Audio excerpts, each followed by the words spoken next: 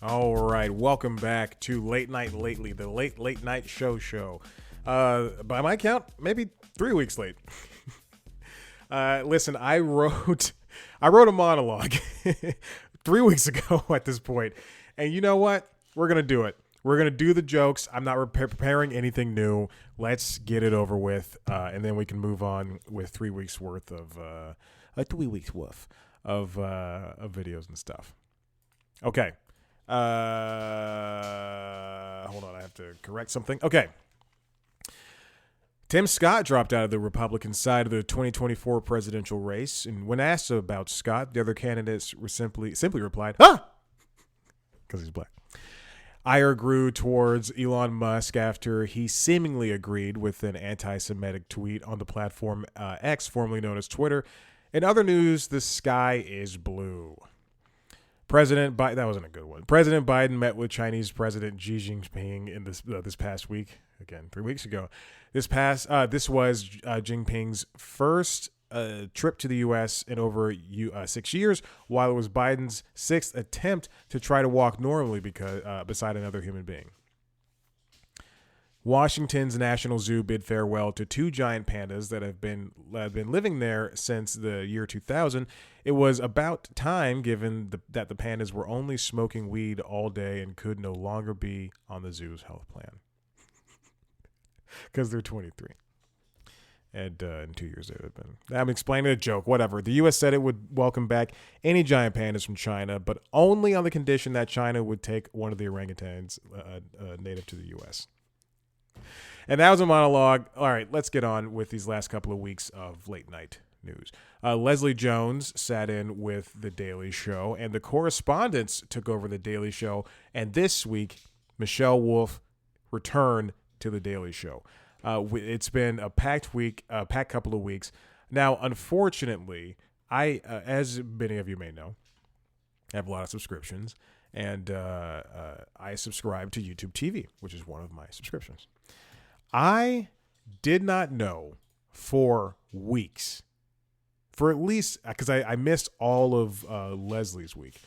I had no friggin' clue that they were on, that they had returned, that The Daily Show was back from like a week hiatus or something like that. But I was so mad. I was so angry because YouTube TV did not record. The last thing I had was from the week of October 16th. So I thought they were off for a couple of weeks. And Michael Costa was the last person to do anything. And I was like, what in the world is going on? And then earlier this week, so I didn't even check YouTube. That's how, like, I was just like, I guess they're off. So then earlier this week, I'm on YouTube TV and I go, let me see if there's, because this often happens where YouTube TV just won't record for some reason. Like it does it with, or if it does record, it'll throw it all the way at the beginning. It does it with American Dad, and it's quite frankly annoying.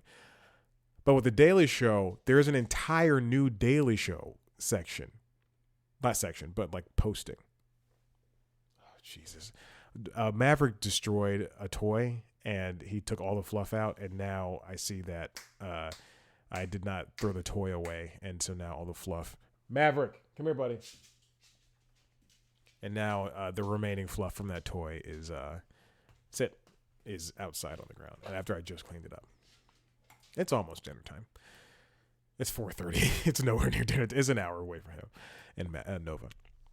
So anyway, I mean, all that to say is I missed so many episodes of The Daily Show. Now, I could have gone to YouTube and watched things, but there's no fun in that. So this week, I just saw Desi Lydic and Jordan Klepper hosted an episode. Ronnie Chang hosted an episode. Dulce Sloan got her chance to host one episode. She should have gotten a week. But that's when the strikes happened. And it's again, I think this is. I read an article this past, and this entire episode is going to be clips. But I read an article this past week that was talking about how The Daily Show is struggling to find its new hosts. So this is from Deadline, and I'll link it in the show notes. Let me get this #recipient thing out of here. But and yeah, I guess we can just move on to this. But the Daily Show. This comes from Peter White at Deadline. Inside the search for a new host, as duos behind the desk take center stage. They're struggling to find this new host because they were leaning towards Hassan Minhaj, and that's not going to happen. Mostly because of his the thing that happened with the New Yorker. There's the lies. I don't want to say the lies that came out. But they're doing these great things with the correspondents and these guest hosts. And I know a show can't subsist on guest hosting and things like that. And we're coming up to a 2024 election. And that's very important for late night. As much as I hate to say that, it's very important for late night. And they need some semblance of stability. So now, what are they going to do? Are they in 2024? Possibly very early on. I say before spring. I mean, hell, I say at the end of in winter. Right now, I say sometime between January and March. I want to say now, but I don't think they have a decision made. But I think between January and March, they announce this new host, and this person takes over in springtime or summer, so that we have a good build up until fall. But they have to name somebody, and I think this is by their merit, by their own design. For me, I would love to see them continue down this path of a non-traditional hosting structure. And that doesn't necessarily mean that they have guest hosts all the time. That's technically what I'm suggesting, but I would love to see them just pick 4 guest hosts and rotate them in and out. And then also give the correspondents their chances.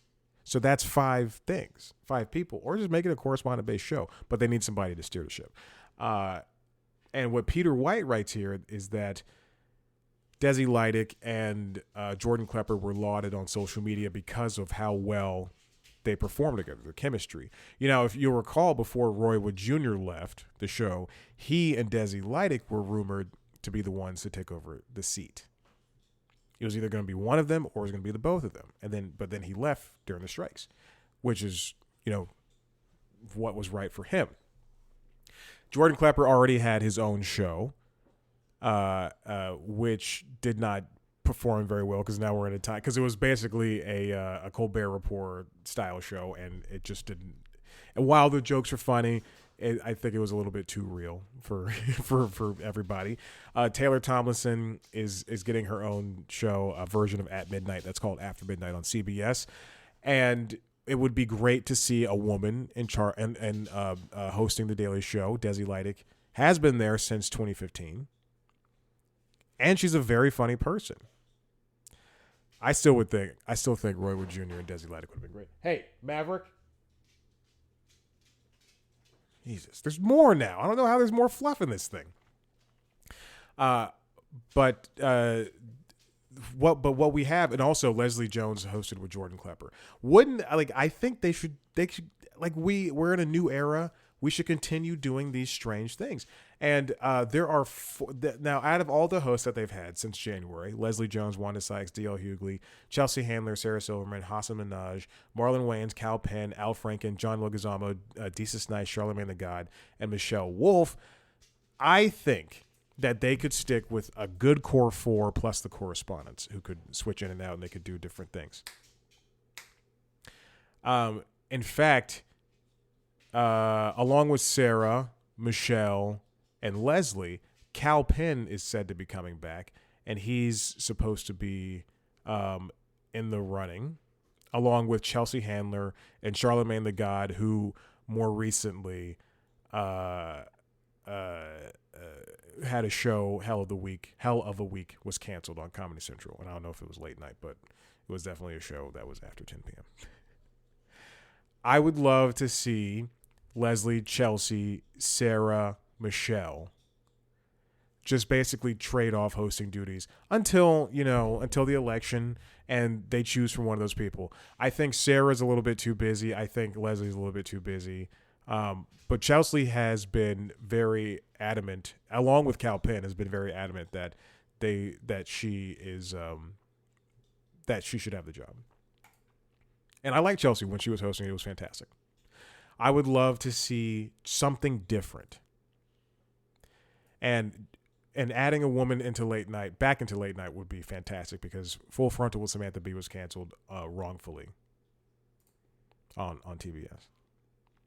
Now, there's a whole bunch of videos I got linked up here, and I'm going to have to delete some of them. But Leslie Jones met Steve Kornacki, and she geeked out. If you don't know, Leslie Jones is fascinated by that young, geeky gentleman. Jimmy Kimmel said bye to George Santos, and I believe this will be the last we see of that character. Who played George Santos on Kimmel? What is his name? Jesus. I'll just do this. I'll type in New Girl, and then I'll go look at the actors. And that will help me to choose Nelson Franklin. He played George Santos. He did a very funny thing. I think Nathan Fielder appeared with Emma Stone, and he's, again, proved to be, he's one of the best Kimmel guests, along with Eric Andre. Ari Melber, you know what? Hold on. I'm going to delete some of these videos. Black Thought guested on The Tonight Show with Jimmy Fallon to talk about, I believe, his new book. Rachel Maddow popped up on The Late Show with Stephen Colbert. Adam Sandler and Henry Winkler appeared on Jimmy Kimmel Live together. It's when you see two people who you haven't seen together in a long time, I enjoy it a lot. Jokes Seth Can't Tell, which is I just had an interview with a comedian, and I was trying to think of that segment, and I couldn't. And there was a lull in what I was saying, which is very funny to me. What else happened? Kenan Thompson and Kel Mitchell came on the Tonight Show to talk about Good Burger 2, which I've yet to see, which I'm excited to see, but I have to rewatch the first one. When a movie comes out in a series, it makes me want to rewatch the others, just like Hunger Games. I got to see the other. I have not seen the third Hunger Games movie. Fourth, the last one, Mockingjay Part 2. And I think it's stupid that I have not seen that. Any hoozles. Whom else? Joke Seth Can't Tell turns 50. Mike Birbiglia, he popped up on The Tonight Show, and that audience does not give him enough due diligence. They don't give him enough credit. It makes me so mad when those people don't give him any laughs. And Jimmy's over there doing his best, trying to help out, trying to alleviate the situation. That crowd's just not ready for a real comedian. They see these people come on, do their thing. Oh, Rose Byrne is funny. But they don't see Mike Birbiglia. Man, he's a funny guy. Letterman came back to the Ed Sullivan Theater to do an entire episode of The Late Show with Colbert. Right before Colbert had a surgery. His appendix bursted? Yeah, he had a ruptured appendix. It's crazy. Desi Lydic and Jordan Klepper go to the Fox News HQ to talk about Christmas, the war on Christmas. And Seth Meyers hosted his family on Thanksgiving on the late night for the 10th year. Traditions are fantastic. I love seeing these traditions. Pretty much, I think almost every late night show stays on the week of Thanksgiving. I mean, for a long time, it was only the NBC shows. But this year, Kimmel was still on. And I think mostly because of the strikes. Colbert would have been on. Was he on? He did like 2 shows, I think, or 1 show. Anyway, but I love these types of traditions where you do something like this. Coming up, we'll see Fallon do his 12 Days of Christmas thing in the vein of Ellen. I don't know if last year they gave away gifts, but I remember one year they gave away so many gifts, and it was fantastic. It was so cool to see. I'm not being facetious or anything. I really like, hey, give things away to people. I enjoy seeing things like that. But in terms of the Thanksgiving thing that Seth Meyers does with his family, it is just so nice and lovely to see his parents sit down and Josh pop up on television. And just talk about family stuff, and we're brought in to this family, and we're allowed to laugh with them and to talk with them and have a nice chat. Well, not talk with them, but have a nice chat. What else is going on? Not much is going on in the world of late night. I mean, we're sitting for, sorry. We're sitting for, I'm writing down these notes for this show, trying to link stuff. We're sitting for, and waiting for things to come back. Because, even if I took 3 weeks off, they still only had like 2 weeks worth of shows. Because this week, nobody was really on because Colbert had his ruptured appendix. And Kimmel was the only one on. So he's probably going to go off next week. Or who knows? I don't know. I'm not in charge of this stuff. Is late night still important? I think so. Fallon has won the. I don't like talking about ratings or anything, but Fallon won late night ratings for the third consecutive week, and it's important to note that because Colbert is the one who usually leads. Similarly, we've got Fallon popping up on Jimmy Kimmel Live, performing his Christmas song with Meghan Trainor. Also, hey, it looks like Jimmy Kimmel's coming back to host the Oscars in 2024. I would love Maverick to host the Oscars. But B, I wonder what's going to be different this year besides the fact that there was a strike and now we're talking about it. And now, it's been a couple of years. And we've got we're out of this the major part of the pandemic. COVID's still real, and we're out of the major part of the pandemic. I'm looking at Nova. If you're watching the video, you just see her in the background watching the carnage unfold. And now we have a bunch of movies. Even though the strike has affected a lot of this, but we have a bunch of movies coming out. The strikes, not just strike. Where can the Oscars go from this point forward? They're coming back with Kimmel for a third year in a row. They could have brought me in. I would have done it for not a lot of money. I would have done it for the recognition. If that guy that starred in Jury Duty can be a nobody and now he has a 2-year deal with Amazon, which is true, I could host the Oscars right now. Oh, it wouldn't be scary at all. It wouldn't be scary one bit. I don't think so. All right, I don't have anything else to talk about, and I don't want to waste your time. Listen, thank you for listening to the show. If you like what you heard here, head on to the website, cpluscomedy.com, where I've got interviews with your favorite media personalities. Most recently, I just talked to Eric Deggans. He's a media analyst for NPR. He does a whole slew of things. But I know him as a media analyzer. Very smart. He's a cool guy, and we talked for a very long time, which is nice to have, nice to see, nice to have in my back pocket. You can watch a video version of that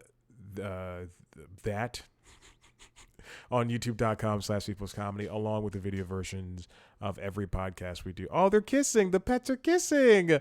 Oh, look at the pets kiss. Look at them kiss. Oh my God. You gotta watch the video. You're missing that. You can watch on youtube.com/peoplescomedy. You can also see the interviews there where I do the interviews. That's what it's called.